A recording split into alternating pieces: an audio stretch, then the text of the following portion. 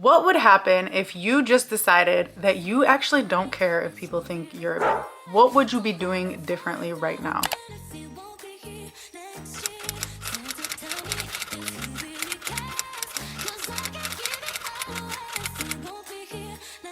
2024 was the year that I officially stopped people pleasing. I had been on this journey to stop people pleasing for several years, and I always somehow thought that it required that I stop caring what people think, period. I'm here to tell you that that hasn't happened. I still very much so care what people think. I'm a Libra. I'm also a YouTuber. I want people to like me. To some extent, I very much so benefit from caring what people think about me. However, the key and the unlock is that there are specific people in my life who I actually want to think I'm a bitch, who I actually want to be intimidated by me. If you're a little bit intrigued by that concept, consider this your full guide to entering 2025 as a bad bitch. Because if they're gonna call you a bitch, you're gonna make sure they call you a bad one. Hello, my loves. I'm Rima, your tough-loving big sis who takes her own advice. And you are now tuned in to another episode of Rima's Rules. This is episode 2 of our 12 Days of Sismas series, where you're gonna get 12 episodes of big sis advice all before Christmas. In this episode, I am going to teach you how to unleash your inner bitch. So I just want to warn you, you will leave this episode as a completely different person as the one who started watching. So if you've been itching for a rebrand,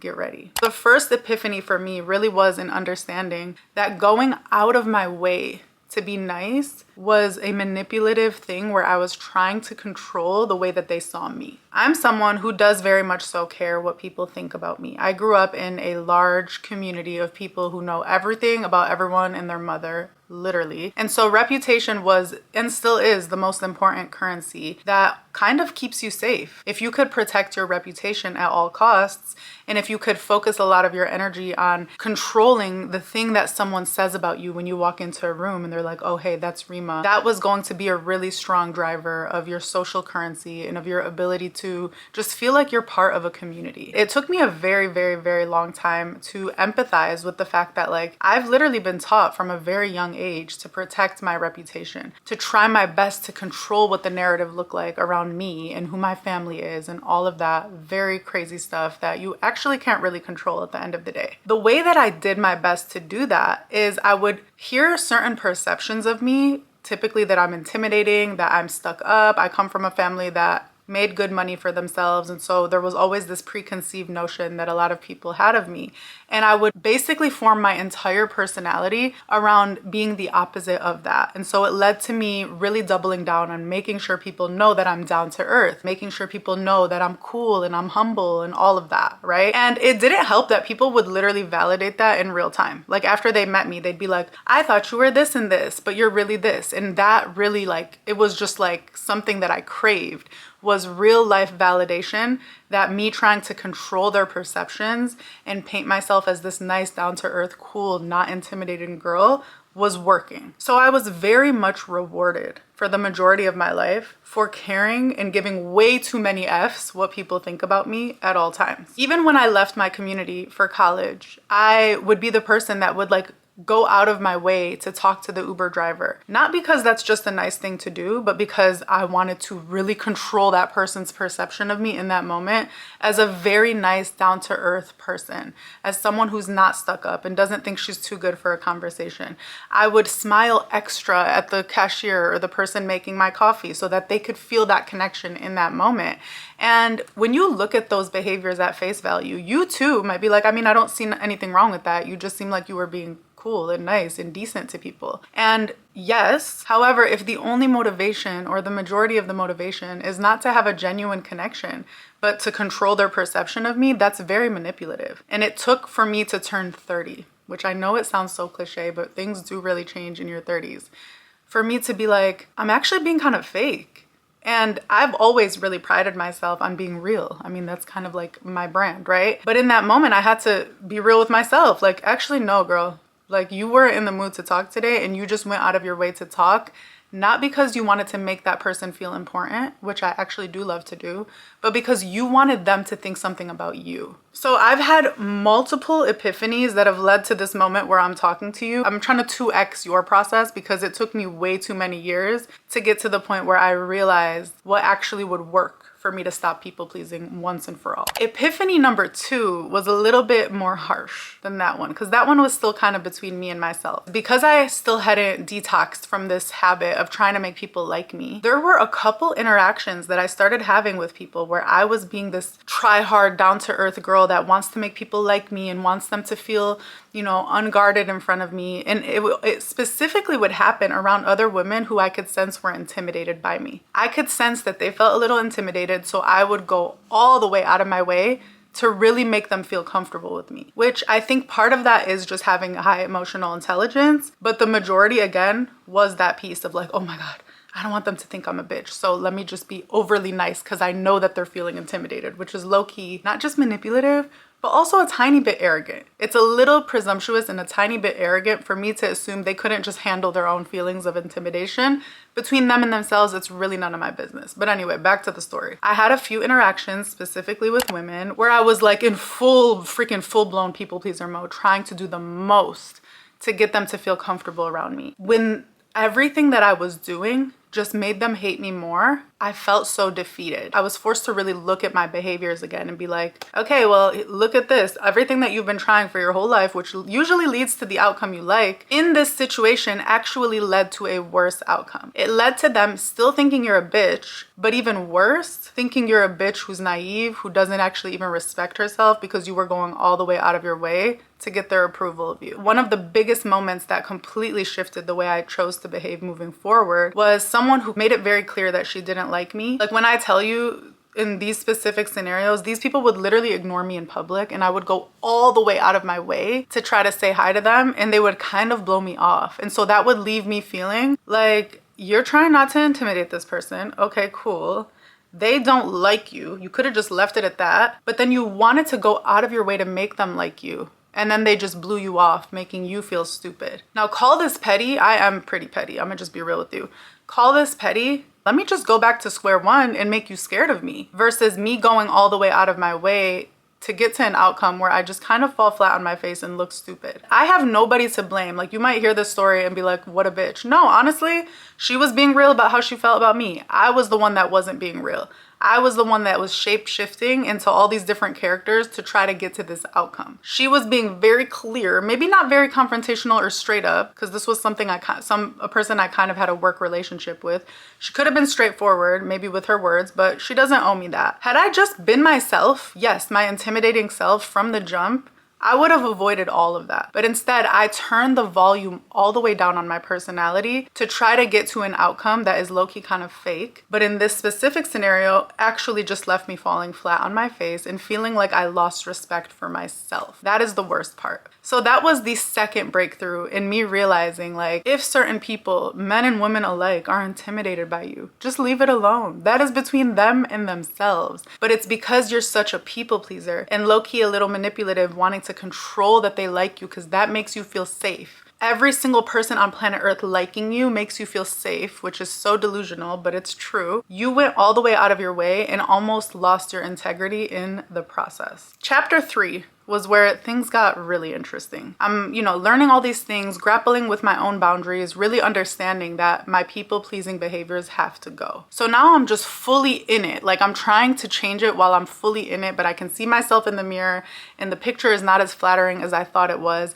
And I'm trying to really understand and change these behaviors in the moment. And that's when I realized that it was never about ending this habit of caring what people think. Personally, I don't think that's realistic. I don't think it's sustainable. I will always be somebody who cares a little bit about what people think. I mean, I also work in client services and marketing. Of course I care what the client thinks about me when I get on the call. That's why I'm not showing up in my pajamas. Of course I care what my husband thinks about me. Like, I love him and I want him to feel proud of the person that he's with. So I had to really stop judging myself for holding on to a habit or an approach that has gotten me so far in life. I have gotten so far in life by caring what people think about me. But I think 2 things came out of this chapter 3 epiphany. And number 1, it's that I was caring what they thought and censoring their feelings about me more than my feelings about me. And that kind of broke my heart because it just goes against everything I thought I was doing. I thought I was really, on this self-love journey, but I was linking my love for myself to the way that they saw me. And so I could only ever love myself to the level that other people loved me. And as I'm saying this out loud, it's kind of hitting harder right now, because I'm like, no wonder it's felt like this like very tumultuous journey. It hasn't felt linear, which it doesn't need to be linear, but it hasn't felt like I'm in my power. If I'm in a room with people who don't love me, I find it hard to love myself. And that is something in my 30s that I've had to decouple, including with my man. Like, you saw my video, Decentering Your Man. A lot of it comes from this epiphany that my self-love needs to be stable regardless how anyone feels around me. And I really empathize with the little girl who was raised in an environment where that was a very hard thing to develop, because you were told that your self-concept could be no greater than the collective opinion of the people in the room. And it gave so much power away to so many people.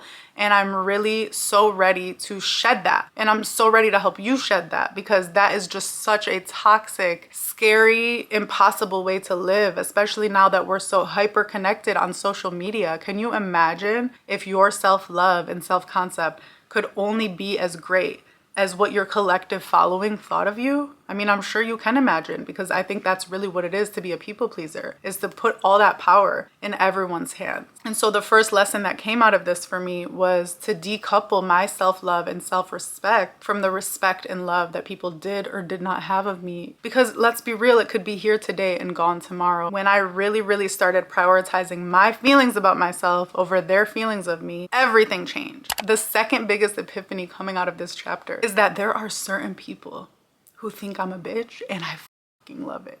And let me tell you why I love it. I was gonna say before you think I'm a bitch, but if you think I'm a bitch, I don't care either. I'm just ready. I'm ready to be different, okay? I feel bad for these bitches. I'm not gonna lie to you, because there is nothing that makes me want to people please right now. There are certain people who are intent on manipulating and disrespecting you. And when you identify exactly who those people are, trust me, you'll want them to think you're a bitch. Because guess what? Bitches don't get tried. And when they get tried, they set the record straight really quickly. Bitches love and respect themselves so much that they're not afraid to make other people uncomfortable to preserve their dignity. I love being a bitch. I don't know what took me so long. It's always been in here. Like, clearly people saw it in me before I saw it in myself. And there have been a few interactions where when I look back, you know how sometimes, this is petty, but you know how sometimes you stay up and you're like, I should have said this and I should have said that. Like, that is how I feel now, because I know I've completely rebranded myself,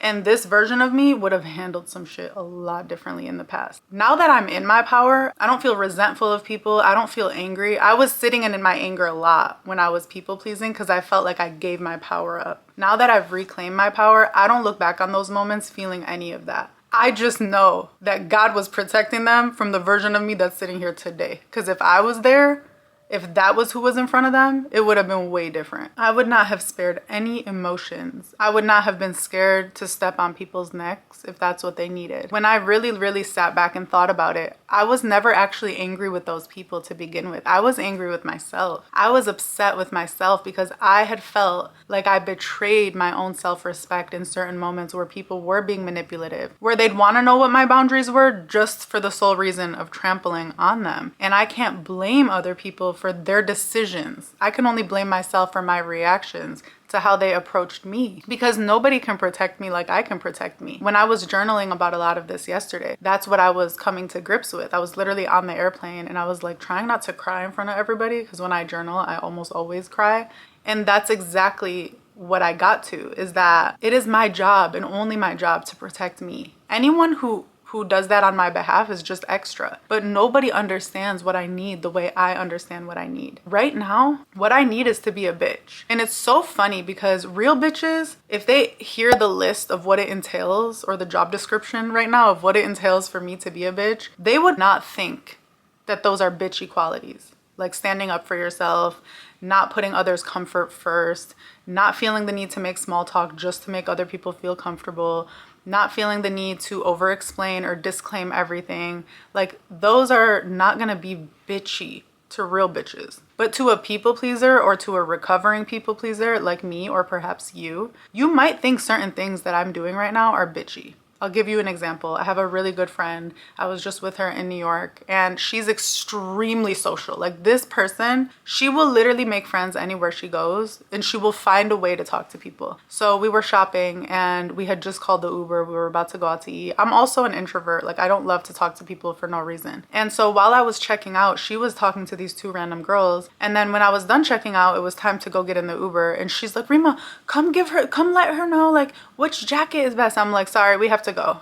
And like grabbed her and just kept walking. And old me would have disappeared. Like, I would have evaporated with discomfort for how seemingly rude that was. But it wasn't rude to this new version of me. I don't know these people. I don't actually want to talk to them. And if I do talk to them, it will just be for two reasons. Number one, to make my friend feel comfortable. Number two, to make them feel comfortable, all while I feel uncomfortable because I quite literally couldn't care which jacket she picked. Now, me on a different day in a different mood, who's not in a rush to go to our dinner reservations, might have stopped because that's what I would have wanted to do in that moment. But as I was walking away, I thought like, damn, you really have changed, girl. Like, I kind of was like, the old version of me was looking like, and it's not like I just ignored them. I mean, I stopped and said, sorry guys, we really have to go.